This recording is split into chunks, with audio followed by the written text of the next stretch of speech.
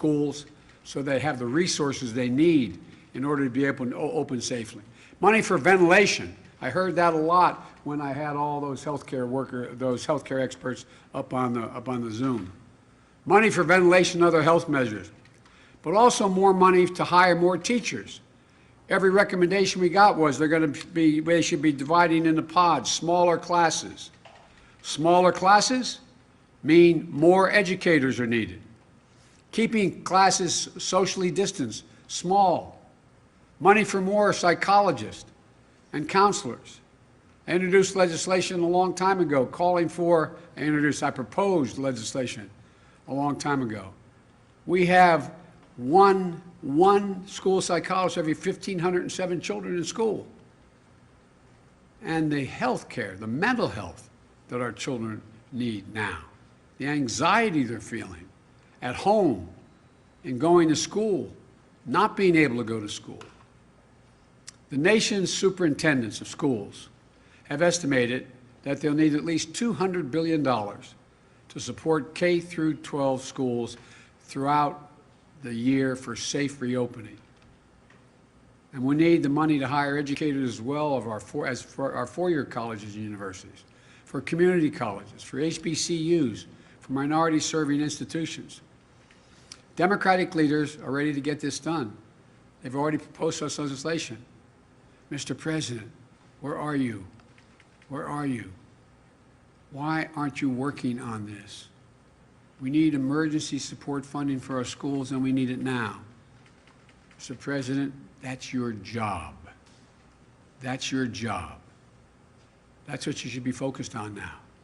Getting our kids back to school safely, keeping schools safely able to remain open once they open.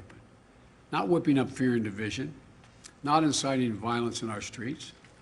Get off Twitter and start talking to the congressional leaders in both parties. Invite them to the Oval Office,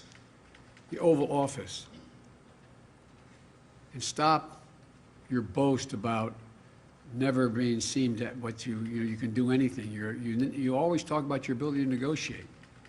Negotiate a deal for somebody other than yourself. Now I'm happy to take questions you may have. I guess staff's going to call on whoever. Fire away. Great.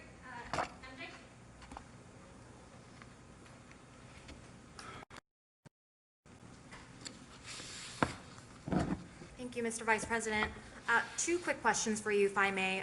First, ahead of your trip to Kenosha, Wisconsin tomorrow, last week your running mate, Senator Harris, said that the officer who shot Jacob Blake, based on what she has seen, should be charged. Do you agree with her, and do you also believe the same for the officers who were involved in the death of Breonna Taylor? I think we should let the judicial system work its way. I do think there's a minimum need to be charged, the officers, and as well as Breonna Taylor. And I might add, by the way, I think what happened in Portland, where one of the Trump guys riding along in vans inciting response is shooting rubber bullets, I guess, or paintballs.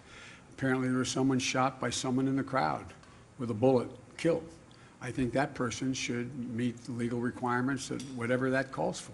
We should be investigated, and it should follow through on what needs to be done. Let the judicial system work. Let's make sure justice is done. And just quickly on a different topic, there's a new book by the New York Times' Michael Schmidt that says that when President Trump made an unannounced visit to Walter Reed Hospital in 2019, Vice President Pence was told to be on standby to take over in case President Trump had to receive anesthesia. Pence said last night that he doesn't recall being told that. As Vice President, were you ever told to be on standby or given, any kind of special alert when President Obama was going in for a medical appointment? And I also just wonder whether you have any concerns about the fact that that Walter Reed visit that President Trump made, it didn't follow, prior protocol about presidential visits for medical examinations. I'm not going to speculate on what it means. What I can say is that nothing this administration does is normal. And so I'm not being facetious when I say that. So who in God's name knows what it's all about? I just don't know. I don't know, and I'm not going to speculate. I'll let the experts do that. And the only time that I have been on notice is when the president's out of the country and I'm in the country. Not that I should wait for something to immediately be aware of anything, but that's something that might be called for. It wasn't called for. Thank you.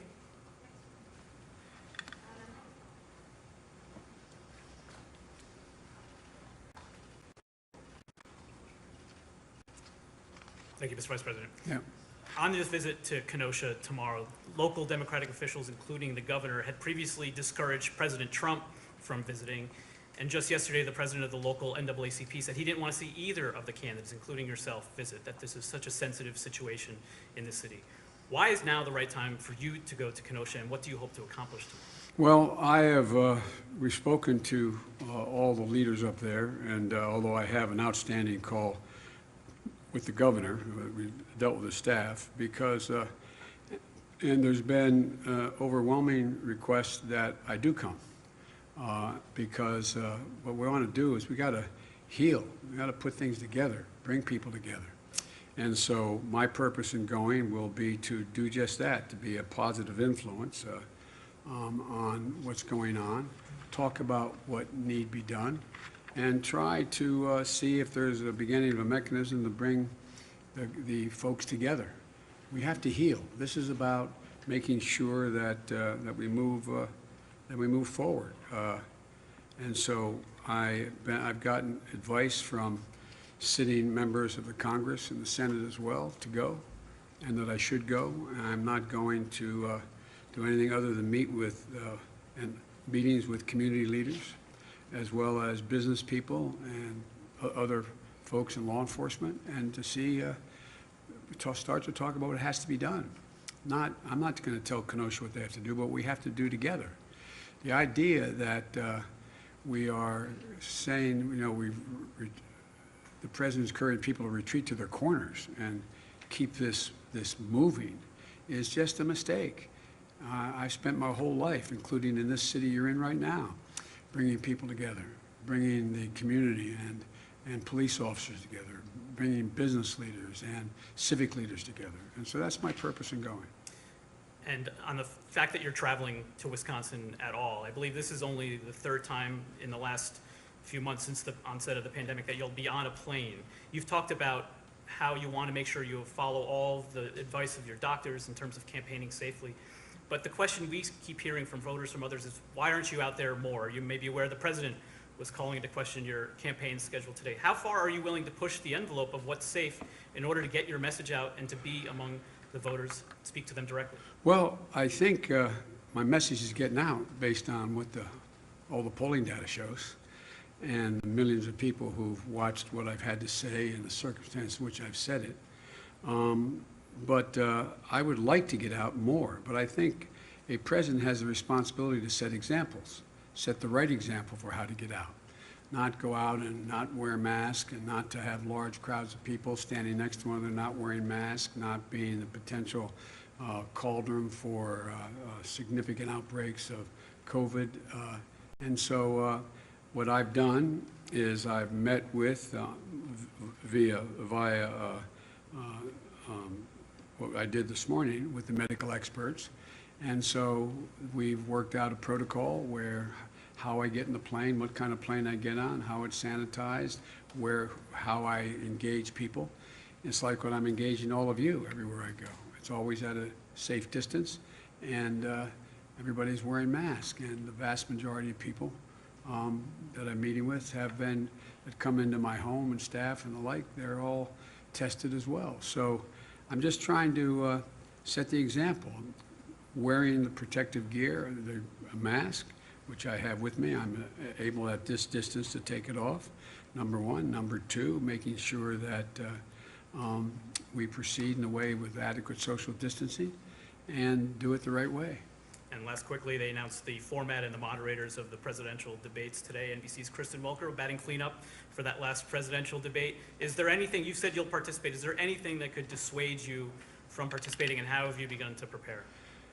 Well, I've begun to prepare by going over what the president has said, and the multiple lies he's, he's told.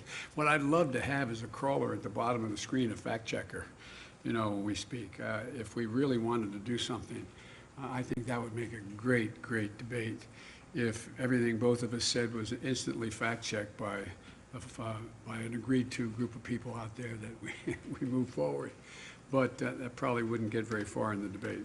No, I'm looking forward to debating the president, and I'm going to lay out as clearly as I can what I think we have to do to bring this country back and build it back better. And I'm looking forward to the debate. That's great. Woman from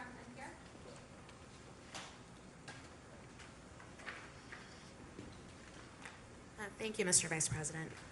One of the things that I've heard a lot from voters across the country is that a lot of them are worried and concerned about some of the ongoing violence we've seen in cities in this country, including the situation in Kenosha, Wisconsin, where you're headed. I'm curious, obviously, you are not president now and Donald Trump is, but I'm curious, if you were president, what would you do to ensure that people are kept safe in situations like these? First of all, I wouldn't incite violence. I'd condemn it when it occurred. I would move to, look, the vast majority of police officers are good, decent, honorable women and men. They pin on that shield every morning, and they have a right to go home that night safely. The vast majority. But just those who are not good cops, all the police I've dealt with my whole life, and I've been dealing with, I've gotten overwhelming support from law enforcement through my whole career. They're the ones that want to get rid of the bad cops even more than anybody else does, because it reflects on them, number one. Number two, I would make sure everybody understood, if I were president, that any violence, protesting is a right and free speech is a right. But to engage in violence, burning, looting, the rest, in the name of protesting is wrong. And the persons should be held accountable for their actions. And so what I'd be doing is I'd be bringing people together in the White House right now. I'd be having that police commission set up. I'd have law enforcement at the table. I'd have the community at the table. I'd have people and saying, how do we get through this?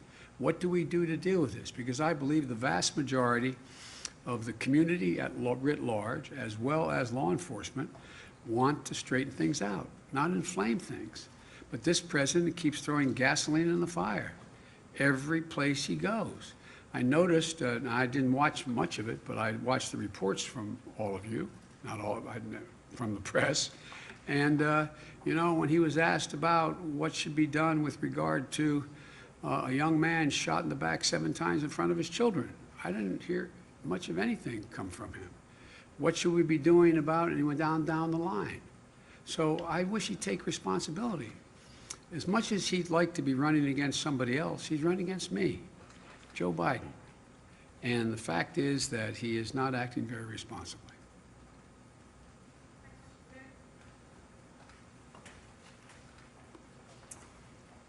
Thank you, Mr. Vice President. You've I'm outlined. sorry. Where am I? Over here? Okay.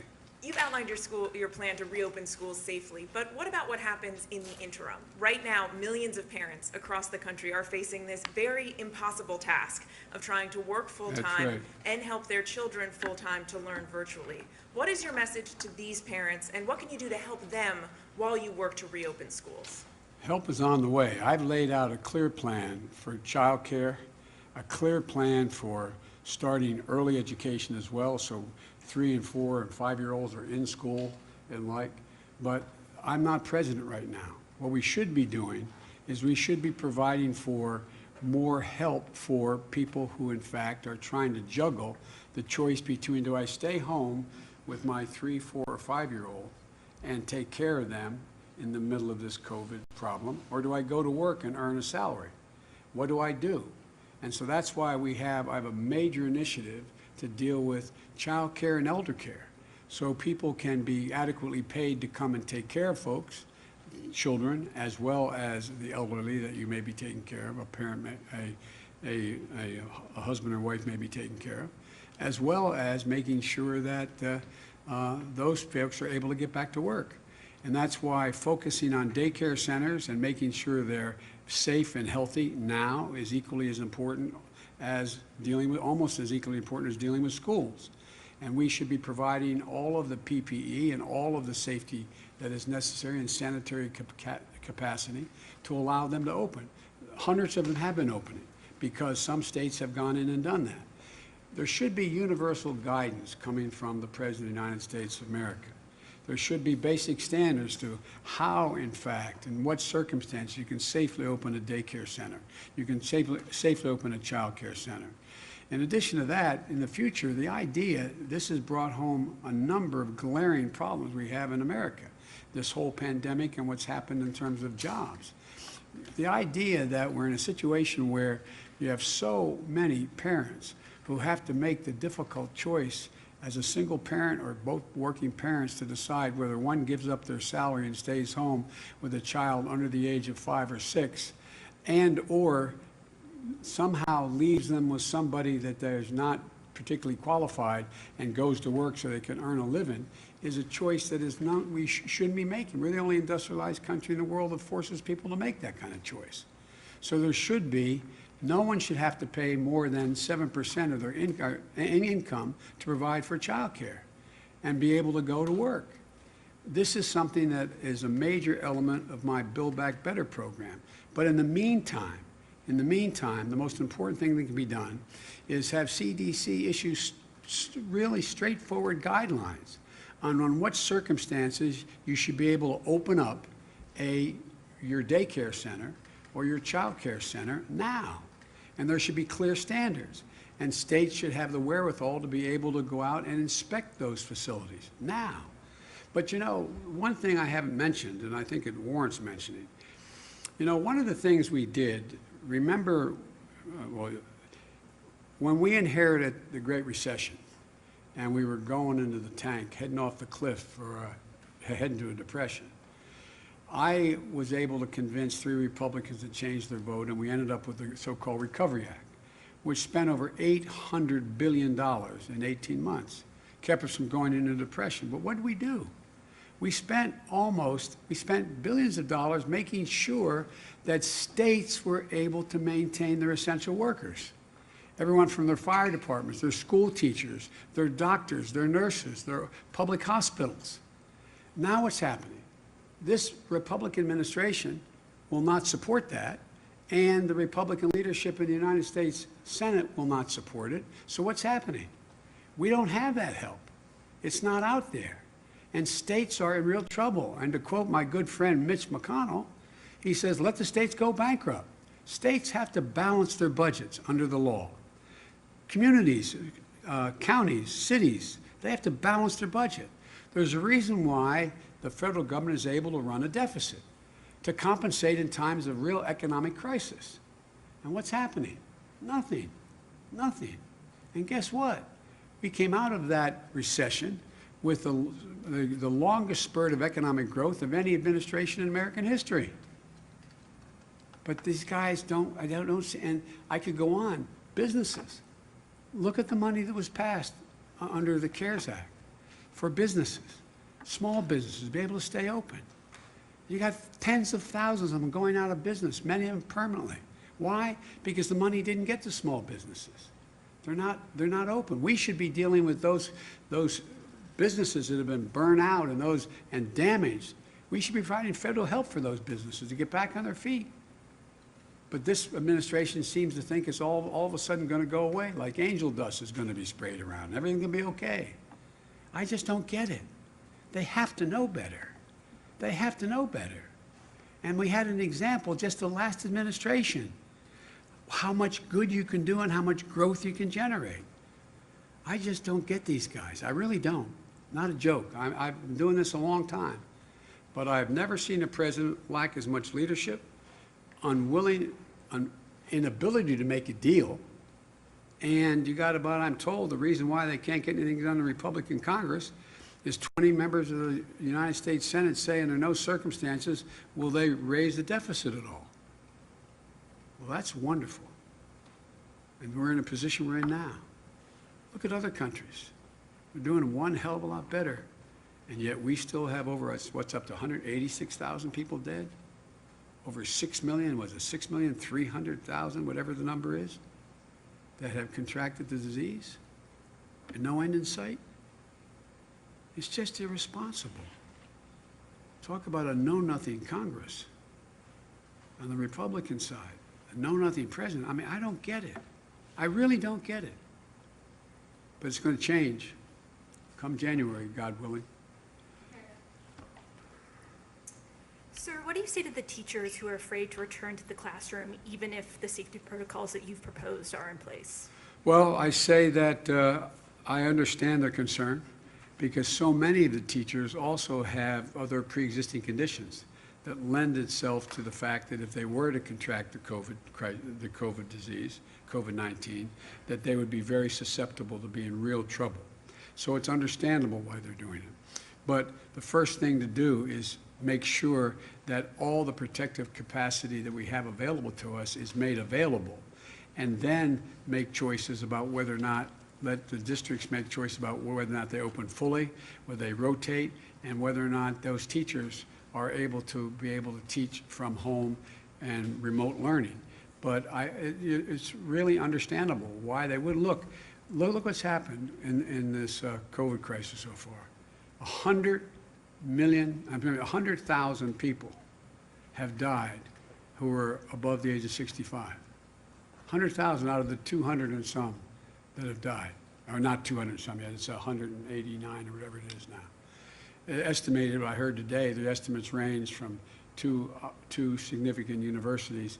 One is going to be as many as 239, I think, and another one said by December 312.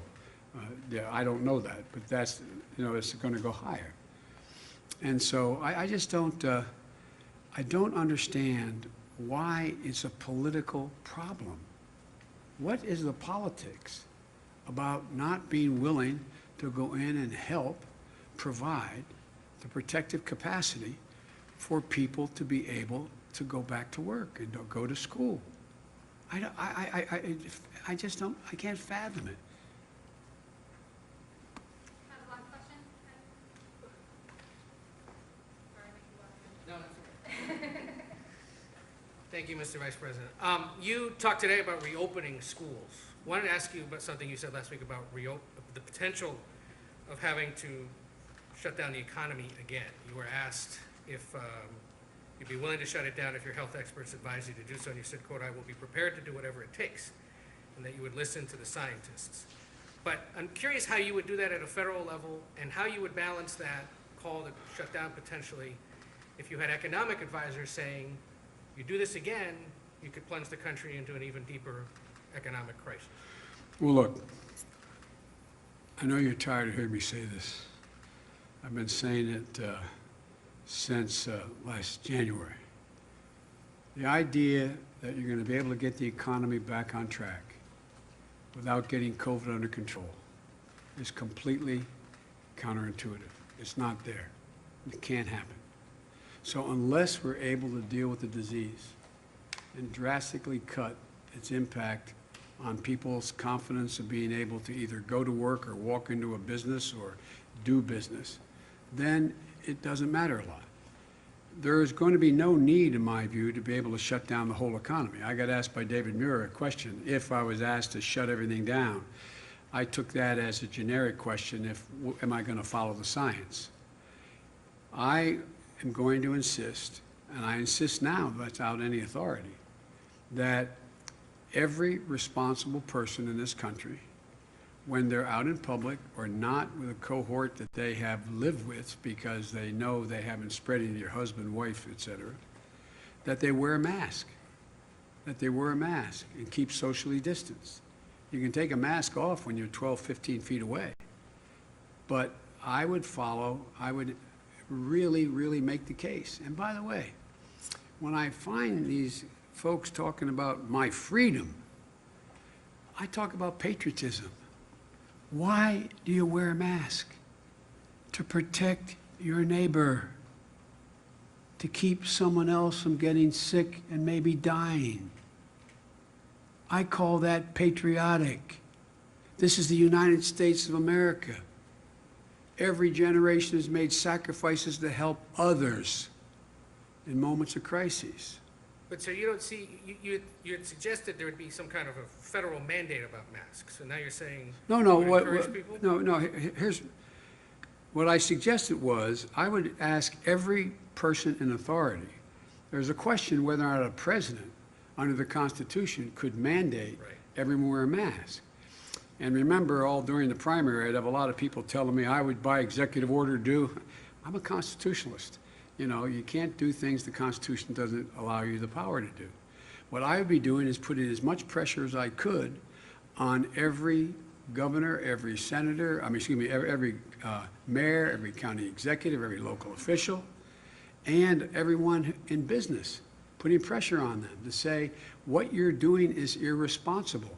Make sure you wear a mask and maintain social distancing. And the vast majority of the American people accept that notion. One more quick campaign question. You raised $364.5 million, your campaign in the DNC last month, record for a monthly haul, apparently. How are you going to spend it? You want to go to dinner? No. I tell you what, look, what I'm having to spend a lot of it on is to counter the lies that are being told by Trump's campaign and Swift voters out there, the new PAC. But what I'm trying to do is spend most of that. And by the way, I think the average contribution was like $40. We have over 1,600,000 people who contribute in the middle of this economic crisis, somewhere between $5, $10, $15. I'd say that shows some genuine enthusiasm about wanting to make sure that we have a chance of becoming President of the United States. And so what I will spend most of it doing is trying to explain to the American people how I want to unite the country, what I want to do to make the country better, why I'm so confident we can do it, why I'm so confident that we can bring the country together and be in a better position than before this crisis occurred. Because there's been so many fissures exposed as a consequence of what's happened that people are now realizing, my Lord, I didn't know that people in that circumstance didn't have that kind of help. I didn't know whatever. And so I think we have an enormous opportunity to bring the country together and once again lead the world. And you've heard me say it 100 times, not just by the example of our power, but the power of our example. Thank you all so very much for taking the time. Thank you.